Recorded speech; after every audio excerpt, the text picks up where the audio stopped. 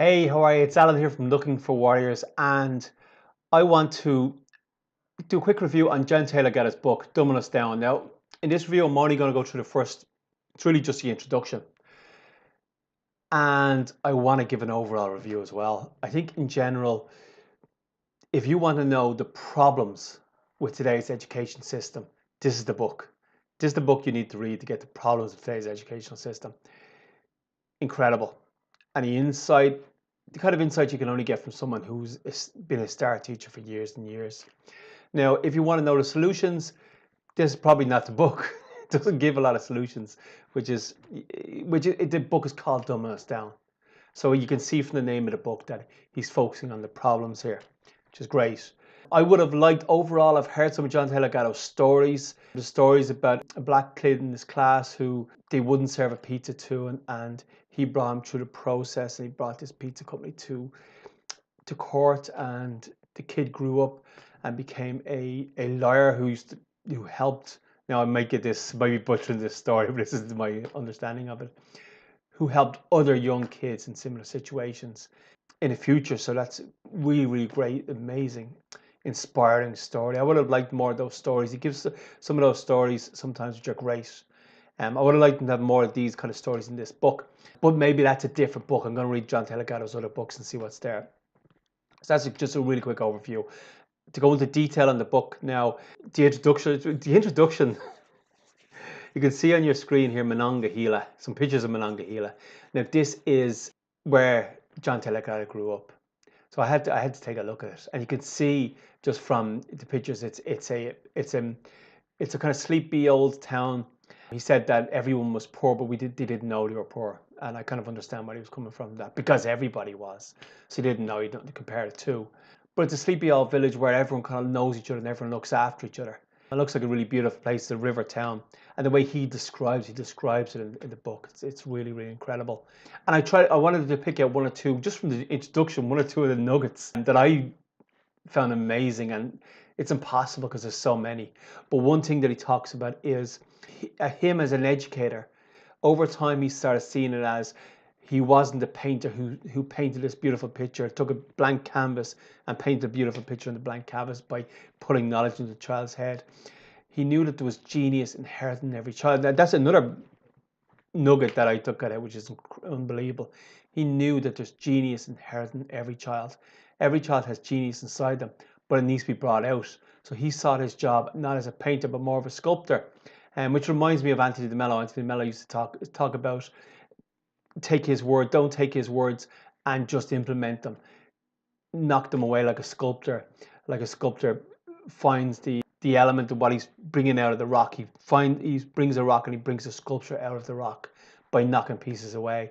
And that's what John Taylor's saying. The beautiful sculpture is already in the child. All you need to do is knock away the pieces to show the incredible, beautiful sculpture. And I think that was a beautiful thing that he was saying. There's a genius inherent in children. And I think that we can all agree that is right and that is true, and that is amazing. It's just an amazing nugget we got out of even this, just the introduction. The book hasn't even started, and he talks about Monongahela and how different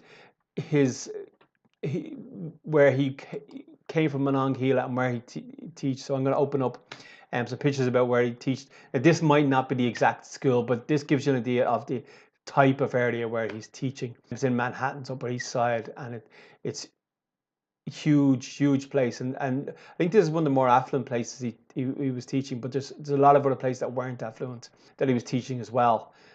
And he did win Teacher of the Year because of his practices, which weren't normal, you could say. I want to say unethical, but it's not unethical, it's not the right word. It's very negative, but not normal school practices. He had some practices which some people would think were kind of dangerous, like letting kids go out and do projects on their own. And one of the projects was letting two girls they wanted to go to a museum and they had to hitchhike their own way there, which I would be afraid to do that. But he won Teacher of the Year, and a lot of his practices weren't normal, and he took a lot of chances, which obviously paid off for a lot of the kids that he thought, but he wanted to give them as much responsibility as possible, which is something that is really lacking in today's school. There's no responsibility. There's just educational bulimia where you're given these facts and you have to regurgitate them. And that brings me just to another nugget that I got out just out of this introduction. He was saying that sometimes when people leave school, they seem competent when they've just memorized someone else's performance. And he's saying memorizing someone else's performance is not competence. There's a big difference. So that is just another great little nugget I got out of the introduction. So it's very, very interesting. I'm not going to leave this video for too long. We're going to end it now. But it's interesting where he's saying that the genius is inherent to children. That's what was really interesting to me. And he was saying that it's not a rare phenomenon. Genius is not a rare phenomenon. It's actually in abundance in children. It just needs to be brought out of them. So genius is it. And just at the end of the book, the piece that really, really grabbed me was he started to wonder as a teacher if he was there to inhibit the genius actually coming out of children, and he wasn't there to teach them or to bring them on. In fact, he was put there to inhibit the genius coming out of children. And that's not his exact words, but I'm just paraphrasing it, so it's my own words. But he started to wonder that. And that is just the start of the book. That's the introduction. The book hasn't even started. Now, I've read the whole book. This is my second reading. I'm just going through the introduction and second reading. And as I do each chapter, I might not do a video on each chapter, but I might do a video on every 2 or 3 chapters. I don't just want to read the book to you. I just want to give my experience. So, but I'm going to give my experience of different chapters. That's what really, really grabbed me. Genius is inherent to children. And he began to wonder as a teacher whether he was there to inhibit that. And he wasn't bringing it out as he should, and the book hasn't even started yet. So that tells you I'm excited about this book. I think if you want to get a book, if you're interested in education, if you're interested in your children, anything like that, if you want to get a book that's going to give you some information about, now it's not going to give you solutions, and I'm interested in solutions as well. This specific book isn't going to give you solutions, but it's a riveting book. John Taylor Gatto is amazing. I had an issue with John Taylor Gatto that he's an absolute genius. I want to listen to every word he said, but he did have some issues later on in life where he was slurring his words.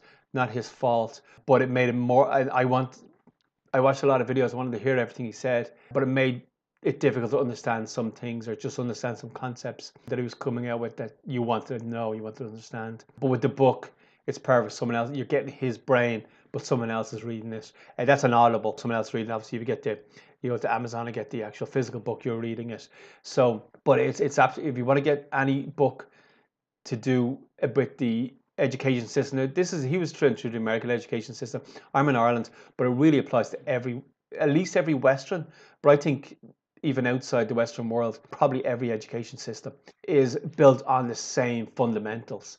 And it's the fundamentals that he's talking about. So if you want to understand the education system to a deeper degree, Dumbing Us Down is a book you really need to go to Audible and get it right now. You can actually get it for free. There's a link underneath this video where you can go in and you can get this book for free anyway. But it's a great book. Now, this is the first chapter, just the introduction I'm doing. I'm going to do the first chapter and second chapter in a future video, but I will be talking about this Dumbing Us Down book for about 4 or 5 videos. It's been Alan here from Looking for Warriors.